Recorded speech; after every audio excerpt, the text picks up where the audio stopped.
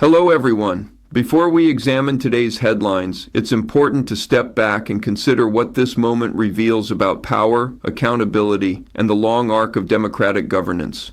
Viewed through the lens of comparative politics and international relations, the Trump administration's posture toward Venezuela illustrates a familiar but troubling pattern in U.S. foreign policy: the conflation of coercive power with democratic outcomes. Military posturing and regime change rhetoric were advanced as instruments for restoring democracy, yet they revealed far more about presidential impulse and ideological signaling than about a coherent strategy grounded in institutional reform or regional legitimacy. Rather than weakening authoritarian rule, these actions entrenched polarization, exacerbated humanitarian suffering, and diminished U.S. credibility among allies who have long argued that democratic transitions cannot be imposed by force. The result is a cautionary case study in how performative toughness, absent sustained diplomacy and multilateral engagement, not only fails to achieve its stated objectives, but may actively undermine the very democratic norms it claims to defend. There is, at minimum, major confusion, if not outright revulsion, at what the Trump administration has done in the name of the American people, without their input or consent through Congress or any other way. And there are questions now about the president's motives and plans across the board, even as many people look at the extraction effort and say, okay, the military did its job. They understood the assignment. They completed the objective. But what is the purpose of all this? Well, we begin with what's happening today, of course. This morning, Maduro and his wife were in federal court in the United States after that extraction that made so much controversial waves and attention across this weekend. Surely you watch the news, you've heard about it. So you're looking at the courtroom sketches that would be like any other case, except this is not like any other's case. We can tell you Maduro and his wife pled not guilty to a set of charges that have basically been developed over the years in the United States under multiple justice departments, and that includes narco-terror and drug trafficking.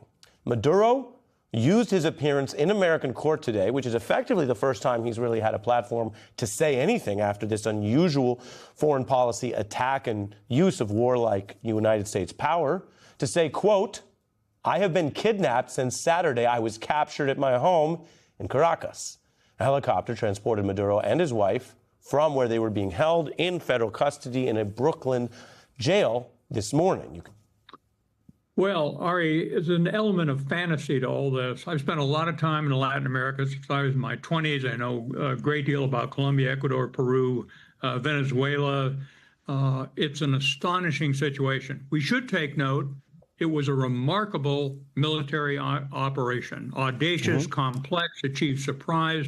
From the vantage point of political analysis, the Trump administration's conduct in Venezuela reads less like a disciplined foreign policy and more like an experiment in improvised power. The spectacle of military extraction operations, poorly explained and publicly flaunted, invited outrage precisely because it obscured their strategic purpose. When Nicolás Maduro and his wife appeared in U.S. federal court pleading not guilty after a highly controversial removal from Venezuela, the episode raised fundamental questions about sovereignty, legality, and presidential intent. Those questions were sharpened further when a retired four-star general publicly rebuked the administration for recklessly threatening military intervention not only in Venezuela but also in neighboring Colombia, characterizing the posture as clueless and audacious. Taken together, these moments underscore a deeper problem: the substitution of theatrical force for coherent statecraft and the persistent assumption that dramatic displays of military power can compensate for the absence of a credible, lawful, and strategically sound plan. They got 2 targets out of the country without getting them killed. At the end of the day, it wasn't just electronic warfare and coordination, 150 aircraft.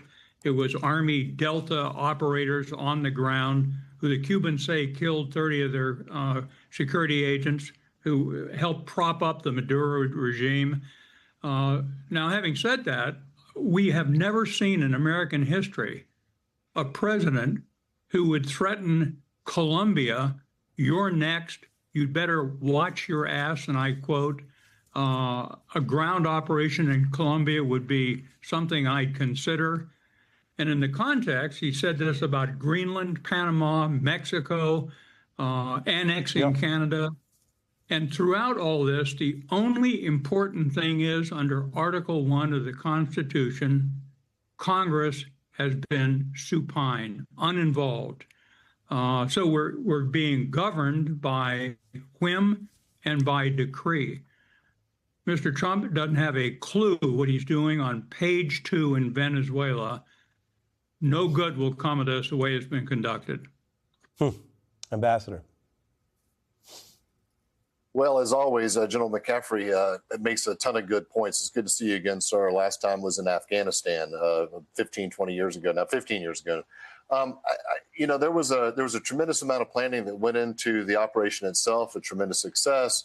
And it appears that the question, and then what, was failed to be answered. There are repercussions to these actions.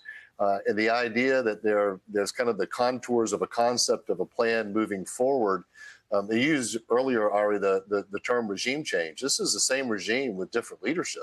From the standpoint of constitutional democracy and executive accountability, General Barry McCaffrey's public critique of President Trump's Venezuelan gambit underscores a profound institutional rupture in U.S. foreign policy. McCaffrey argued that the administration blundered into Venezuela without the requisite involvement of Congress, a rebuke that resonates with broader concerns about the erosion of legislative war powers and the dangers of unilateral executive action. His forecast of impending failure is not mere hyperbole, but rather a reflection of strategic overreach. The intervention has, by many measures, failed to secure its stated aim of restoring democratic norms in Venezuela, even as it exacerbates regional instability and international censure. Meanwhile, the persistence of Venezuelan political prisoners and the continued detention of Americans wrongfully held abroad highlight the human cost of an operation that has yet to translate military force into meaningful political progress or legal legitimacy.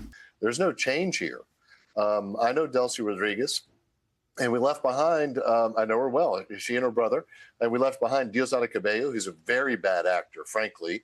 And then you have Vladimir Prudino Lopez, who's been in charge of the military since the crustacean period, right? He's been there forever. So you've got a group of people there. You have these different power bases there. And if the idea is that somehow we're in charge, I would just merely suggest that, well, there are 900 political prisoners still in the country. There are wrongfully detained Americans still being detained. I don't see us being in charge. And if the idea, I don't know what the objective is. For me, the objective is restoration of democracy. There was an election last year that was won by Edmundo Gonzalez. It has been very destabilizing what Maduro has wrought to the region. But if the idea is that this is somehow going to become an economic play, I don't see, as you rightly pointed out earlier, boardrooms saying, yeah, we're going to put more money into Venezuela when it's the same exact regime in charge. No independent judiciary, no sanctity of contract. I wonder how we're going to reach the objective, if that's the objective. Yeah, and Ambassador, I'll read from what you wrote. Without significant security forces on the ground, which again goes to what we've learned from past follies, it's hard to see how a failed state, riddled with illegal armed groups and foreign terror organizations, will somehow remain stable merely by removing a deeply unpopular dictator, Ambassador. No, without a doubt. Right now, what we're going to be asking Delcy Rodriguez to do things that at some point are going to come up against the hard wall of reality of what Diosdado Cabello doesn't want to have happen. I'll give you a vignette. In 2018, a member of Congress visited Venezuela while I was there, met with Maduro, and someone I knew, a local councilman, Fernando Alban, was thrown off the 10th floor of the Helicoide, which is the torture center that was run by Diosdado Cabello.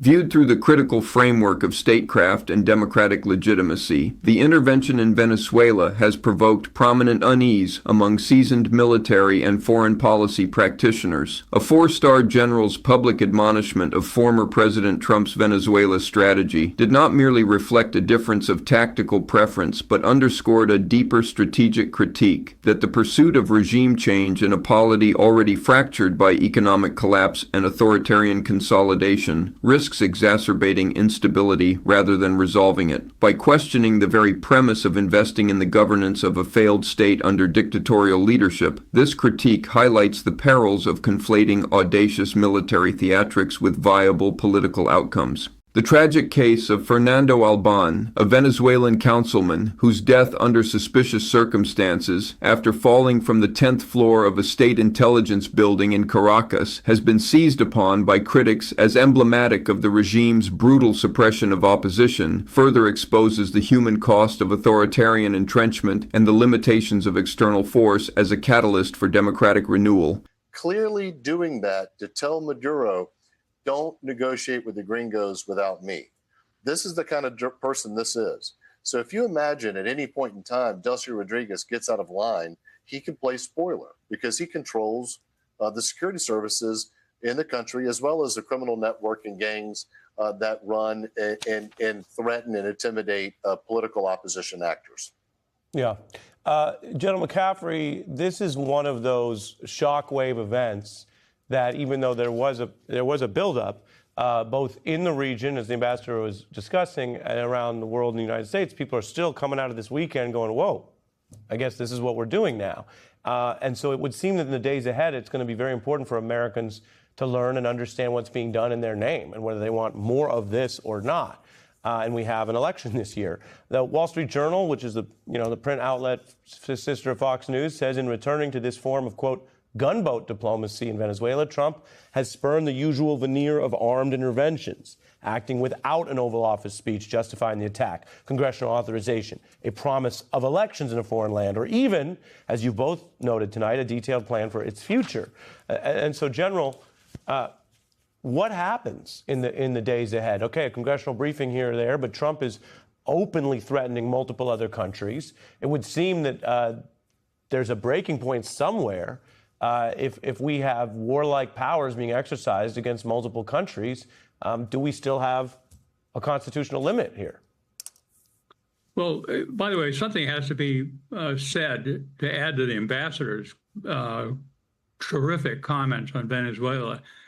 The Trump administration action against that country, there's an element of goofy to it. From the perspective of constitutional governance and democratic restraint, the Trump administration's aggressive posture toward Venezuela, marked by expansive threats that implicitly invoke warlike powers across multiple countries, raises profound questions about the limits of executive authority. Such rhetoric blurs the boundary between constitutional leadership and unilateralism, normalizing the idea that a president may gesture toward military force without clear congressional authorization, strategic clarity, or public consent. For citizens of a constitutional democracy, the central issue is not merely the wisdom of a particular foreign policy choice, but whether the accumulation of unchecked power itself becomes the policy. In this sense, the Venezuela episode serves as a pedagogical moment. It underscores the necessity for Americans to understand the constitutional stakes of executive overreach and to recognize that democratic preservation sometimes requires not acquiescence to displays of strength, but an informed willingness to reject them.